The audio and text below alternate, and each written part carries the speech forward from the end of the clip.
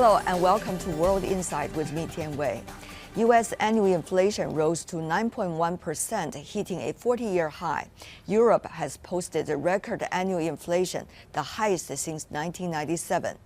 Are economies across the Atlantic going to find ways to solve their problems? Are those solutions going to be equally beneficial for both sides? Some analysts have doubts.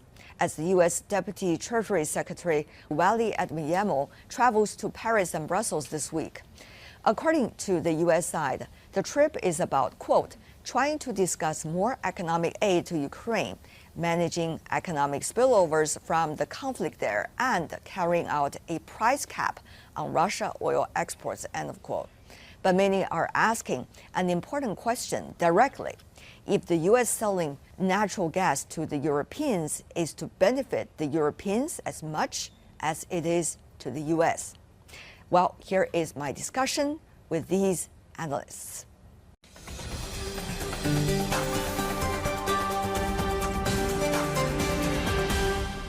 I'm joined by, in Miami, John Quelch, Professor and Dean of the University of Miami Herbert Business School. In Washington, D.C., William Li, Chief Economist with the Milken Institute. In Beijing, Qu Qiang, Assistant Director from the International Monetary Institute from Renmin University of China. Gentlemen, welcome to the program. Now, 40-year high inflation inside the U.S. Mr. Li, how much do you see that has been contributed by the current energy crisis, quote unquote, and how much do you see the consultation across the Atlantic might work this time? Well, most estimates that I've seen of U.S. inflation is that half of it's due to supply side issues and about half of it's due to demand side issues. And of the supply side issues, certainly energy and food account for the bulk of it. And right now, the war in Ukraine has been the major catalyst pushing up energy and food prices in the United States and around the world. All countries are tightening monetary policy to try to reduce demand so that we can contain the amount of inflation. That is, cut back on the amount of spending so that there's less pressure, upward pressure on prices, even though the amount of supply, the amount that we can buy, is getting smaller and smaller. That is the issue that really has to be dealt with. Professor Quelch, from the European side, what do you see are the major reasons? Is that consultation likely for the bigger interest of the Europeans? Well, thank you very much, Wei, and good to be with you again. I think Europe is obviously facing significant inflation, but more important than that is the energy crunch that in particular Germany is suffering and likely to suffer further under pressure from President Putin. If Germany and the German economy buckle, that is not good news for Europe, and it's not good news for the entire global trading system. So the energy pressure on Germany through the withholding of gas supplies, for example, is a very, very important point here, both economically and geopolitically. Yeah. Now, of course, the U.S. is willing to sell natural gas to the Europeans. The price is yet to be discussed to ease the energy crisis. That's a suggestion given by Washington. But the question is that going to be really benefit the Europeans in the short term? I don't think that in the short term these discussions can do terribly much. If there are agreements made that can dampen futures prices, which could bring more stabilization. But I think that Germany and Austria in particular are in for a very tough winter because of the gas shortage and the fact that Germany in particular is not able to build up enough storage of gas in these summer months to get it through the winter without rationing. So this is going to be a very severe situation in my view. The short-term prospects are not good.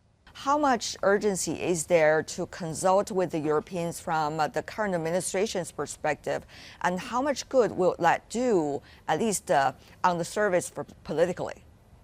I think the Biden administration views the global economy as a major platform on which to run, because he came into office saying we're going to unify the world, and he's going to have to try to continue to do so because that's what differentiates him from the Republicans. Now, I think what President Biden is going to do in terms of negotiating with Europeans is to supply them with natural gas as opposed to being facing cutoffs from the Russians. So at least they will get through the winter with an adequate supply of gas, to which, by the way, the U.S. has an adequate supply.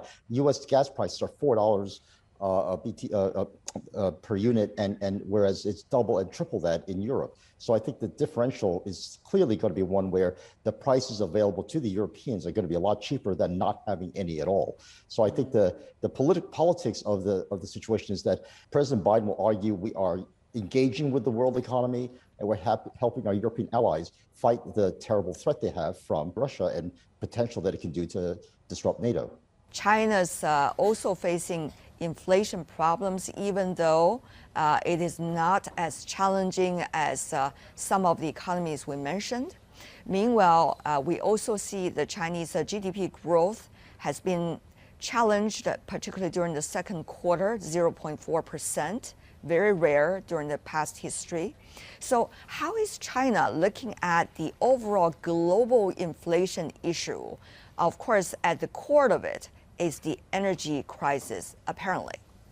Well, on one hand, China is probably the largest importer for the raw materials, energy, and etc. So China has been suffering from this uprising of raw materials and energies, which drives up Chinese cost for the productivities. So now you can see in China, the PPI is also going up very quickly. But on the other hand, USA is Chinese number 3 market, and the European Union is number 2 market. And Russia and of course, and Ukraine is also one of the important trade partner of China for the manufactured products. So with these 3 places in a high inflation or in a chaos, you're going to see Chinese export has been hinged. Therefore, Chinese surplus has been limited. This has been doing no good for Chinese recovery of economy. Therefore, it has been contributing to the negative factors in the second quarter. Now, I want to come back to the inflation issue, Mr. Li. We have seen earlier financial crises over the past 100 years. Different reasons, but there's always the quote unquote, the supply and demand issues, and of course also geopolitics play a role. How do you see this time? Are we on the verge of something even bigger, or this is already in the middle of a crisis as you see? The financial crisis that you're referring to in 2008, the fear was the meltdown of the financial system would somehow prevent the equilibrating of supply and demand in the real economy. Right now, we have the opposite. Supply and demand are not anywhere near equilibrated. That's why we have this excessive inflation. And the financial system right now is trying its best to try to make things come together again. The Fed is raising interest rates and cutting back on demand to try to limit the amount of demand for the amount of supply that's out there. And I think right now, the big question is, when will the global supply chains come back together again? If the supply chains come back together, we will have a huge reduction in the amount of inflation, a huge reduction in the amount of tight monetary policy that's needed, and a great improvement on both the supply and demand side for the global economy, not just for the US. How do you look at the turbulence of the usual over the past weeks and its capability, I mean, the Europeans' capability as a whole to deal with all these crises going parallel with one another? There is, I think, a level of mutual collaboration and understanding that we all rise or fall together within the European Union. But if I may, what I think is a particularly difficult emerging problem is the potential divergence of strategic interests between Europe and the United States with respect to the Ukraine situation. So the Europeans obviously are bearing the brunt of the economic fallout, and they are, as a result, very keen that there should be a settlement as soon as possible. And President Putin, of course, is pressuring the Germans in that regard. On the other hand, you could argue that the strategic interest of the United States, which is not dependent in any way on Russian energy, the strategic interest of the United States is in keeping President Putin pinned down in Ukraine and to keep the war going for that purpose.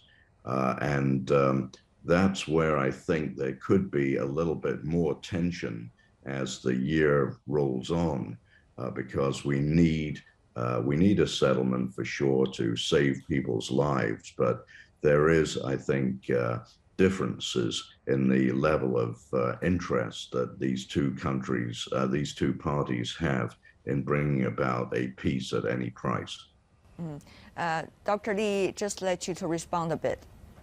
This is the first time I've seen Europeans pull together so in such a unified way to battle the problem of inflation caused by the Russian energy threat.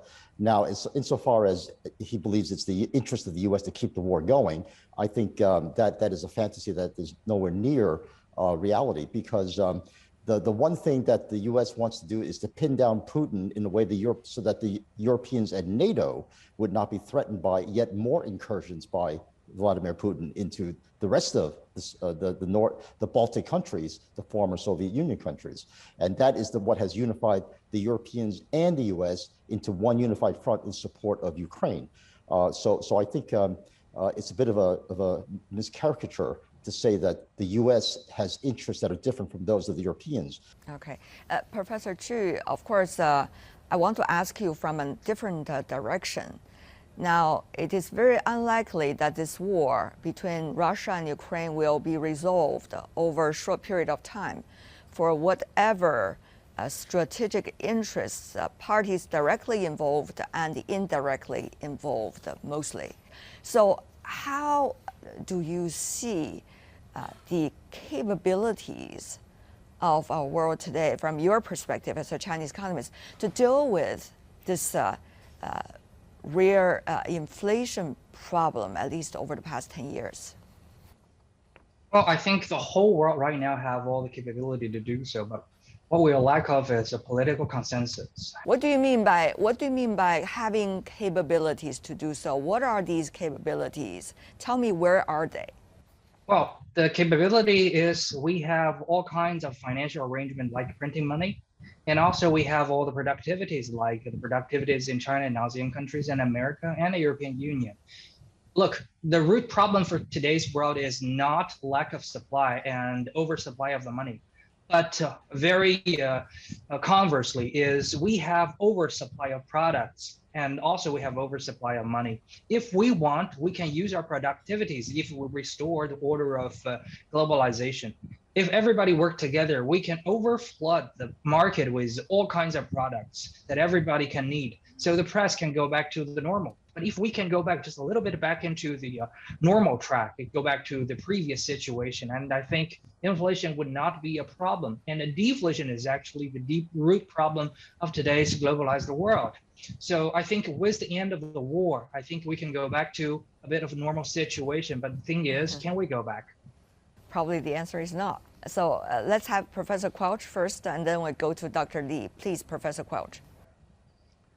Well, I think I agree a little bit with what has just been said, but I do believe that the progress of globalization is inexorable, and that while at the moment it looks like we are in a regression, in fact, it's my belief that once we pull ourselves out of this current quagmire, which will probably take a couple of years, that we will be back with a very strong, efficient global supply chain, as was mentioned earlier, and that the road to prosperity globally still is through global collaboration and globalization, and frankly, the best guarantee of world peace is continued trade and investment across national boundaries. Can I just beg to be beg to differ, at least for the moment. If you look at some of the latest signs, for example, there's great debate, I'm sure Mr. Lee can comment about that later, about the CHIP Act in the US. Professor Quelch, when you are very optimistically, at least in my mind, talking about in a few years, things might going back to certain kind of common sense that we had earlier, I'm not sure if I really could follow your speed of recovery, Professor. So I understand your concern, but the pendulum will, in my opinion, swing back because all of the forces that favored globalization and the prosperity that emanated from it are still in place. And although there is at the moment a pendulum swing towards nationalism and protectionism, and anytime there's a recession in the world, nationalism and protectionism rear their heads again. But once the cycle turns towards a more positive economic future, then I think we will see the forces of globalization once again come into play. Dr. Lee, also your comments. Can I say that Professor Xi's insight that we have the capacity to solve the inflation problem is absolutely true. If we take global supply, the global production, and global demand, they really do balance each other. In fact, he's right. The secular problem is disinflation. There's really a decline in inflation rate that was going for 10 years prior to COVID, and that will again be a problem. The one issue though is the demand and supply is located in different parts of the world, and the disruption in supply chain has caused globalization, at least the first version of it that we've seen over the last decade or so, to fall apart. Because right now, domestic security and domestic supply chains is something that people are reconsidering and saying we cannot depend upon single sources for our goods and services anymore, especially if the single source is located far from home. There certainly is a process of trials and errors as we speak, that different countries and different unity of countries are trying to test right now. Whether they will work in the future, eventually, that is still a big question mark, but certainly that invites a lot of discussions like these. So on that, I want to thank the three of you for joining us. Qu Qiang, William Lee, last but not least, John Quelch. Thank you so much, gentlemen, for joining us. All the best.